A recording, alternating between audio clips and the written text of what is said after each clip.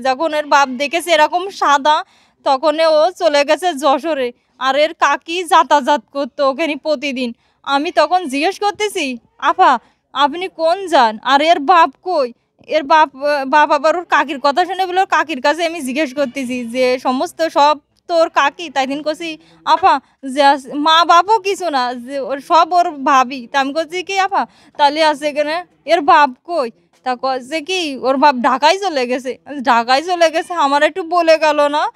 তখন আমার ভাই বিশাল কষ্ট লেগেছে যে ঢাকায় যেতে লাগলো। মানুষ তো বউরে বলে যে তুমি একটু ভালো থেকে নে, বাচ্চাটারে একটু দেখে রেখে নি, এরকম কোথাও কি মানুষ বলে না, না উচাক্কা চলে যায়। পরে শুনি কি যে ও না, ও যশোরে থাকে, এর কাকি যশোরে যাতায়াত করে। তা যশোর কোন জায়গায়? যশোর চুড়িপটি আছে না ভাই, নাম শুনেছেন? ওই চুড়িপটিতে ভাড়া থাকে। এবারে তখন ওই জায়গার থেকে এবারে ওর কাকির কাছে এইটুকুনি জিজ্ঞেস